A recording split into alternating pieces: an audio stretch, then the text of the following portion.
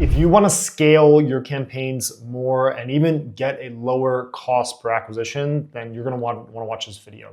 So this is probably one of the simplest videos I'm going to make, but it's also one of the most important. So I wanted to highlight something incredible that we've done that has more or less will change the game going forward for us. We started dabbling with YouTube ads back in October, November, and taking it very seriously. And we were doing this with campaigns that we already have working on Facebook. So this is one of the offers we've been pushing pretty hard last month across 5 ad accounts on Facebook. You could see here that we spent $652,899. And this is actually incorrect. So the cost per lead is much higher. We had some double firing on 1 or 2 ad accounts with a new funnel we were testing. So the cost per lead is actually higher than this. If we look at our tracker, which is red track, you're gonna see Facebook here at the top. We were actually at $345 cost per lead, which was still good. Like we were still making really good money there. We could probably go as high as 500, maybe a little bit higher, maybe even like 550 to 600 to be honest, and still have a really good margin. So yeah, this offer was crushing and I said, well, hey, I saw our cost per lead steadily increasing over, we started running this maybe in February, and then by March, it started definitely creeping up. April, we started like $150 a lead.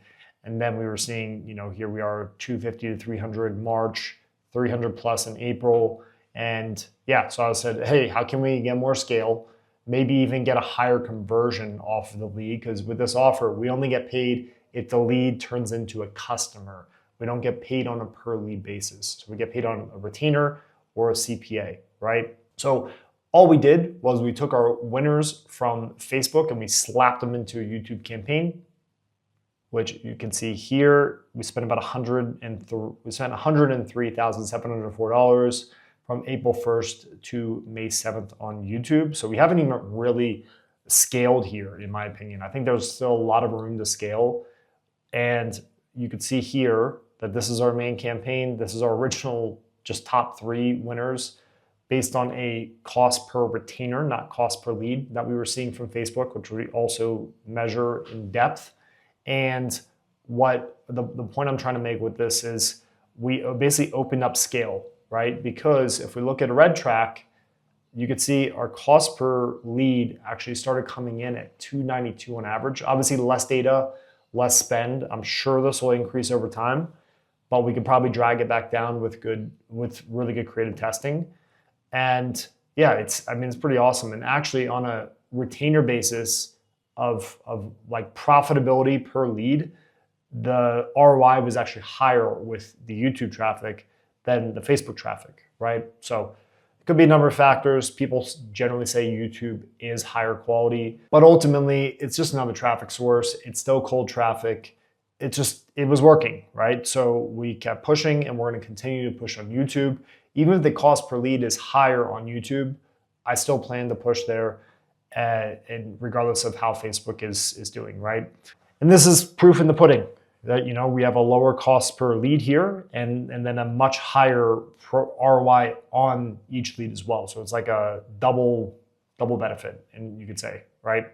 More room to scale. We need to spend more to get more data and see if this holds once we get up to the $500,000 plus range in ad spend. It's a very niche offer, so there's a good chance that this dries out. But I just want to share, like, this is pretty badass. It's an identical funnel. The cost for the traffic for the same targeting is a third, which is nuts to think about. And obviously it's not converting as good, but the net balance, it's a huge net positive, because not only is the lead cheaper, but also converts better, right? So it's far more profitable. And really the way we did this was we just made a campaign this is going to change with demand gen coming very shortly, if you're not forced already to use demand gen versus video ad placements in YouTube. Well, what we did, we just took our best 3 ads, we put them in, same targeting for the offer itself, and then we just let it go. And we started at, I don't know, $500 a day as a budget. And then every time YouTube recommended that we do a budget increase, we did the budget increase.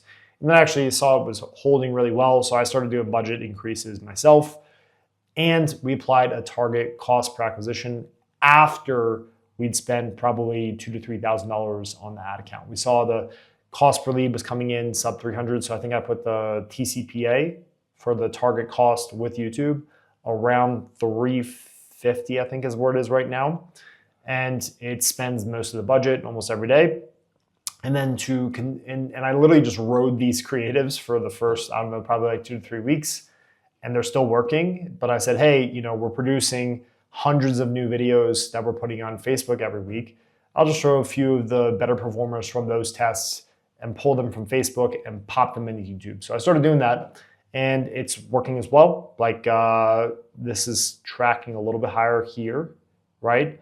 But this data is off. Red track tells us the real picture of what's happening and what's converting and where to attribute the conversions to. So we've essentially found new winners from just taking our Facebook winners and putting them on YouTube, right? So something interesting, definitely worth testing. We changed nothing else except the traffic channel, same targeting, duplicated version of the funnel, same winning ads from Facebook, and then we just moved them on YouTube. Start at 500, 2,000 a day, auto bid at first, or like lowest cost, whatever it's called in YouTube, I can't remember.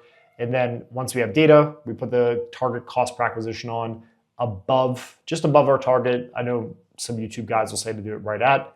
Probably can't go wrong either way if you have a good margin.